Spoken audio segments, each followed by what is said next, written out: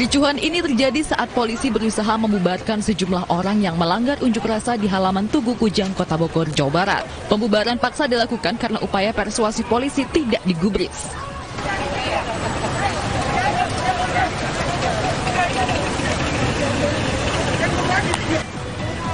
...25 orang pengunjuk rasa ini pun dibawa tim Satgas COVID-19 untuk dimintai keterangan.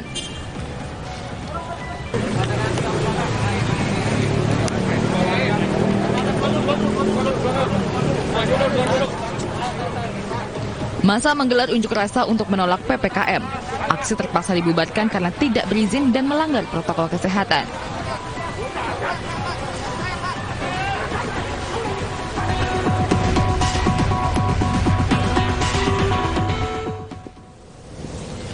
Masa perpanjangan PPKM level 4, pasar rakyat kembali beroperasi dengan menerapkan sejumlah aturan.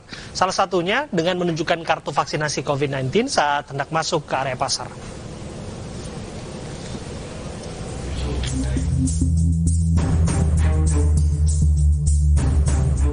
Pasar Tanah Abang Blok A Jakarta Pusat kembali beroperasi sejak kemarin. Namun dengan menerapkan sejumlah aturan seperti mewajibkan pedagang, karyawan toko maupun pengunjung untuk menunjukkan kartu atau sertifikat vaksin COVID-19 sebelum memasuki area pasar. Satu persatu pengunjung diperiksa oleh petugas sambil memberi imbauan agar selalu menerapkan protokol kesehatan di lingkungan pasar. Aturannya harus membawa kartu vaksin. Bawa. Perlengkapan aja buat jualan. Salah seorang pedagang pun mengaku tidak keberatan dengan adanya aturan ini. Ia berharap adanya evaluasi lebih lanjut serta kelonggaran yang diberikan sehingga perekonomian di Pasar Tanah Abang dapat kembali hidup. Nggak ada keberatan, cuman peraturan ini ya kalau untuk berusaha di sini buat rakyat nih ya harus dilonggarkan lah. Selain wajib menunjukkan kartu vaksinasi COVID-19, kapasitas pengunjung juga dibatasi maksimal 50%, serta pembatasan jam operasional yang mulai dari pukul 7 pagi hingga pukul 3 sore. Ya, saya akan ajak Anda berbincang bersama dengan Bang Ali Muchtar Ngabalin, tenaga ahli utama KSP, dan Ferry Juliantono, Ketua Asosiasi Pedagang Pasar Seluruh Indonesia. Assalamualaikum, selamat sore Bapak. Selamat sore Pak Mas Abraham. Selamat sore Abraham. Selamat sore Pak Ali. Jadi terima kasih Dokter. Terima kasih. Saya akan masuk dari surat cinta yang disampaikan oleh asosiasinya Bang Ferry, mewakili seluruh teman-teman pedagang pasar kepada Presiden. Kalau dikatakan surat cinta, pada prinsipnya isinya tidak demikian. Yang ada surat kesengsaraan sebetulnya yang disampaikan secara terbuka kepada Presiden bahwa pasar sepi, kemudian hasilnya merugi begitu. Apa yang disampaikan Bang Ferry? Ya, sebenarnya sebelum kami melayangkan surat terbuka kepada Presiden Republik Indonesia Pak Joko Widodo, sebelumnya kami juga sebenarnya sudah menyempatkan untuk berkomunikasi dengan para pihak yang berkompeten, terutama dari unsur pemerintah. Nah, kami memberi masukan, terutama kemarin pasca banyak sekali terjadi bentrokan di berbagai daerah yang juga melibatkan para pedagang dan unsur-unsur lain di masyarakat. Kami sebenarnya mengharapkan adanya satu solusi, satu pertukaran tindakan, gagasan dalam rangka untuk mengantisipasi supaya situasi yang ke depan ini tidak menjadi lebih buruk.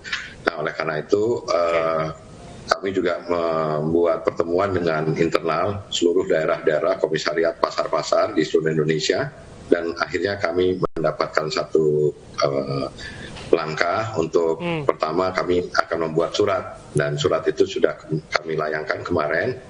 Dalam surat tersebut kami yang pertama minta kepada pemerintah, Presiden dalam hal ini, untuk tetap membuka kegiatan pasar-pasar, terutama pasar tradisional di seluruh Indonesia. Karena apa? Karena memang waktu pelaksanaan pemberlakuan PPKM awal banyak sekali pasar yang ditutup, dan itu mengakibatkan. Tapi tuntutan pertama itu nampaknya sudah terjawab ya Bang Ferry ya, karena kan pasar sudah dibuka dalam PPKM level 4 meskipun kapasitasnya hanya 50%. Dan menurut saya, cuma ini kita minta tuntutan pembukaan pasar ini harus dibarengi dengan satu keterlibatan pemerintah dalam rangka untuk memfasilitasi semua yang diperlukan untuk mengetatkan protokol kesehatan, termasuk juga fasilitasi alat tes dan kemudian juga kalau perlu vaksinasi, dan pelaksanaan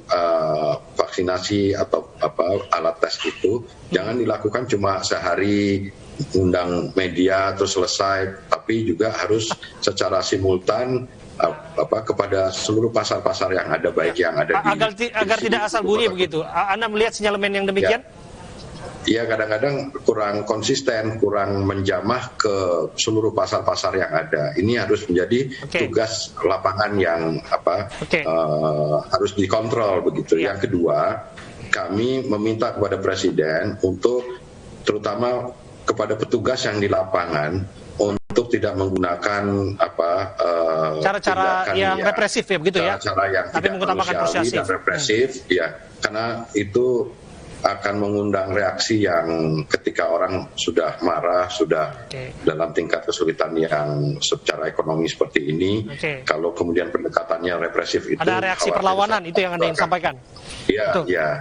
Ini kan soal itu. Yang ketiga, kita minta supaya kewajiban-kewajiban atau iuran retribusi itu untuk bisa dihilangkan dalam rangka untuk tahankan pendapatan mereka. Seperti tadi kita dengar di Tanah Abang itu kan omsetnya turun karena pembatasan sampai 50%. Oleh karena itu penting pemerintah untuk segera menghilangkan kewajiban. Yang keempat, ini kalau ada tunggakan denda kepada dari pedagang ke koperasi, ke BPR, ke bank dan lain sebagainya, itu setidaknya bisa ditangguhkan sementara ya, begitu ya, Bang Ferry. Ya, mohon maaf, saya harus potong, Bang Ferry, karena yang penting ini, yang kelima ini bantuan modal usaha bagi pedagang itu nggak pernah sampai. Saya bertanggung jawab terhadap apa yang saya sampaikan, bahwa belum ada kur untuk pedagang pasar gitu, bahwa sebenarnya kita butuh bantuan gitu. Itu isi surat Asosiasi Pedagang Pasar seluruh Indonesia kepada Presiden Republik Indonesia. Setidaknya 5 poin itu sudah dirangkum. Apa yang ingin dijawab oleh Bang Ngabalin? Ya, yang pertama saya menyampaikan apresiasi dan terima kasih ya. Alhamdulillah iNews TV bisa mempertemukan saya dengan sahabat yang lama sekali saya tidak jumpa, Dr. Ferry. Ya. Amin.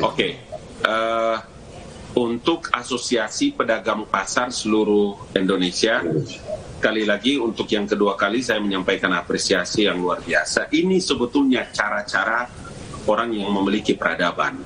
Jadi saya insya Allah kalau tidak ada aral melintang besok, saya harapkan kalau bukan Bang Ferry selaku Ketua Umum, mungkin siapa saja, kalau bisa boleh kita janjian, boleh juga nanti di KSP, tolong secepatnya saya juga mendapatkan fotokopi suratnya. Sehingga 5 poin yang tadi Bang Dr. Ferry sampaikan itu, terus terang dengan izin Allah, kami bisa melakukan langkah-langkah yang cepat dan efektif agar beberapa usulan-usulan yang disampaikan oleh teman-teman dari APPS itu bisa segera. Mohon maaf saya potong ya Bang Ngabalin. Tanpa disurati terbuka seperti ini pun, yang kita lihat kan ini mengandung kesengsaraan, kemeranaan yang disampaikan oleh para pedagang pasar begitu, yang seharusnya sudah diendus dari awal oleh pemerintah dan memberikan bantuan tanpa dikirimi surat terlebih dahulu. Bagaimana Anda menjawabnya?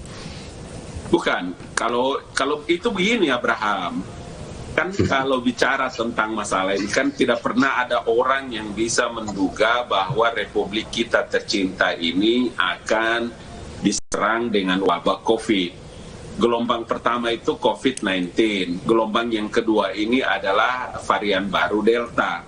Kenapa ini dilakukan oleh pemerintah? Kalaulah ibarat kita perang, maka tanggung jawab pemerintah itu adalah memberikan perlindungan, keselamatan terhadap nyawa-nyawa dan jiwa-jiwa rakyat Indonesia. Itu sebabnya ada beberapa langkah-langkah yang dilakukan oleh pemerintah. Makanya tadi saya bilang, kalau umpama nanti teman-teman dari APPSI, sebutlah seperti KUR. KUR itu kan sekarang digelontorkan dana, dialokasikan dana mulai dari tanggal 20 kemarin sampai dengan 25, itu kan sekitar 55,21 triliun rupiah.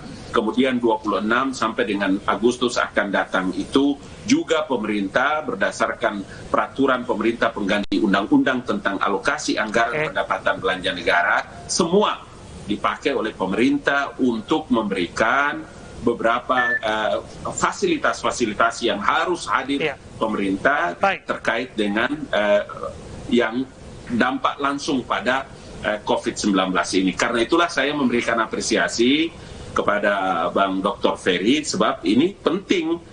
Kalau tidak nanti suara-suara ini tidak bisa sampai kepada pemerintah. Sebagai pengingat begitu ya Bang Abalin ya? Saya kira ini bagus sekali, luar biasa loh. Gitu. Saya kembali ke Bang Ferry jika demikian. Bang Ferry, kerjasama tidak hanya tentu saja hanya berharap pada pemerintah, tapi kan dua arah begitu. Apalagi termasuk menjaga protokol kesehatan di suasana transaksi jual beli di pasar begitu. Bagaimana Anda melihat seluruh pedagang pasar, apakah mereka sudah mau divaksin, kemudian memastikan mereka pakai masker dan taat protokol kesehatan dalam bertransaksi? Sebenarnya ini kan COVID ini udah 2 tahun, hampir 2 tahun yang lalu, Mas Abraham dan Pak Ali ya. Waktu tahun yang lalu kita sebenarnya masih bisa ikut turut serta membantu pemerintah. Kita juga swadaya. Selama ini kita swadaya kok bikin tempat cuci tangan, bahkan penyemprotan disinfektan segala macam. Tapi kan ini sudah berlangsung lama ya, mohon maaf. Banyak dari antara teman-teman pedagang pasar ini yang sekarang yang bertahan itu adalah pedagang-pedagang pasar yang menjual kebutuhan sehari-hari. Tapi teman-teman pedagang pasar yang jualan pakaian, buku tulis dan lain sebagainya sudah lama berkurang pendapatannya. Dan oleh karena itu sebenarnya saya mengingatkan sekali lagi pentingnya keterlibatan pemerintah dalam hal ini untuk memfasilitasi sarana dan prasarana yang diperlukan bagi penerapan protokol kesehatan di pasar-pasar. Saya mengharapkan sebenarnya pasar tetap buka, sama fungsi dan strategisnya dengan rumah sakit, karena pasar itu selain jadi tempat mencari nafkah bagi pedagang, tapi juga pasar berfungsi sosial. Dia melayani kebutuhan pokok barang-barang yang diperlukan oleh masyarakat, terutama di kalangan menengah ke bawah gitu. Jadi oleh karena itu sebenarnya ini kita pengen, tapi juga pemerintah juga harus ikut membuktikan dengan menyediakan semua sarana prasarana bagi penerapan protokol kesehatan. Yang kedua, saya sekali lagi mohon maaf nih, kita masyarakat ini pemerintah, mohon maaf sekali lagi Pak Ali, seringkali pemerintah menyalahkan ke sisi masyarakatnya. Jarang sekali kita dengar, baru kemarin Pak Luhut minta maaf bahwa sebenarnya kita masyarakat termasuk pedagang pasar, pedagang kaki lima, termasuk pedagang sektor informal yang lainnya sebenarnya sudah berusaha membantu pemerintah untuk menerapkan protokol kesehatan di lingkungan kita masing-masing. Tapi ada warga negara dari beberapa negara yang masuk yang membawa varian baru Delta. Itu kan salahnya di imigrasi, salahnya di kebijakan pemerintah. Kemudian kalaupun menyebar varian Delta ini dan kemudian menjadi seperti ini, kan bukan salahnya pedagang pasar, bukan salahnya masyarakat, itu salahnya pemerintah dong. Dan itu harus diakui juga. Untung Pak Luhut kemarin mengakui ada kesalahan. Tapi sekarang menurut saya dalam penerapan protokol PPKM yang skala 1 sampai 4 ini terlalu berat kalau kemudian kita tidak hati-hati. Banyak yang harus dipertaruhkan. Ditangkap poinnya. Itu saya mengharapkan Pak Ali yang dekat dengan Pak Luhut ini supaya juga langkah-langkahnya agak berbeda dibandingkan dengan yang kemarin. Ada diferensiasi ya. Betul. Kalau langkah-langkahnya tetap sama, kita mengharapkan hasil yang berbeda, saya khawatir jadi lucu nanti gitu. Dan pedagang pasar akan kian merana. Itu poin Anda ya. Saya ke Bang Abalin, berbagi waktu Bang Ferry. Silakan Bang Abalin. Katanya pedagang pasar. Gitu. Ya. Jadi memang sama seperti kemarin Bapak Presiden menyampaikan bahwa kita tahu bahwa 2 hal. Hal yang pertama dalam menghadapi percepatan penanganan COVID-19 dengan varian baru ini, pemerintah memang mengeluarkan regulasi-regulasi. Umpama seperti betapa pentingnya orang itu tidak ada dalam mobilitas yang tinggi, kemudian dalam berkerumun, kemudian dibatasi orang ada di pasar, di mall. Kemudian pada skala leveling ini kan mulai dibuka dengan jam-jam tertentu. Kemudian relaksasi yang disiapkan juga oleh pemerintah tadi seperti KUR ya, saya catat umpama seperti kredit usaha rakyat.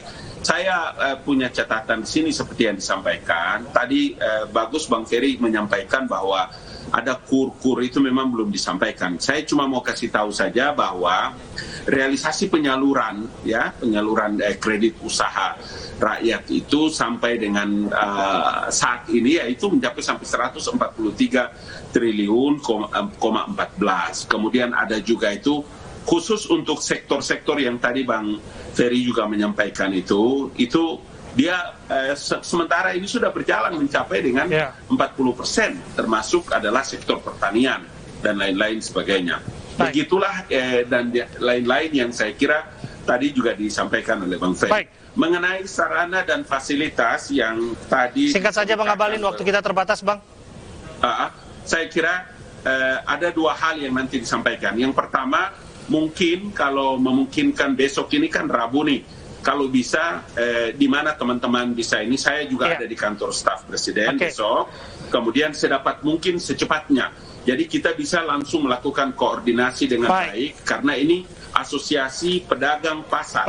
Jadi saya kira secara organisatoris akan jauh lebih bagus dalam melihat skema dan pengajuan-pengajuan yang terima kasih, disampaikan. Bang, tidak ada yang satu kata kunci Abraham dengan Bang Ferry, tidak ada yang tidak bisa diselesaikan. Dalam masa ini pemerintah dan pernyataan Bapak Presiden, pemerintah dan negara akan sangat siap dalam memberikan pelayanan kepada masyarakat. Kiranya persoalan COVID ini juga persoalan yang harus segera diselesaikan. Itu tadi yang disampaikan oleh Bang Abalin, semua harusnya bisa diselesaikan, tapi kerjasama ya, bergandengan tangan. Terima kasih Bang Ferry Juliantono, terima kasih Bang Abalin. Sayang sekali waktu kita terbatas, lain kesempatan kita akan bisa berdiskusi kembali. Sehat panjang umur untuk kita semua, di lain kesempatan kita bisa bersilaturahmi. Pemirsa, misteri pembunuhan mayat dalam karung di Aceh Timur, Provinsi Aceh akhirnya terkuak.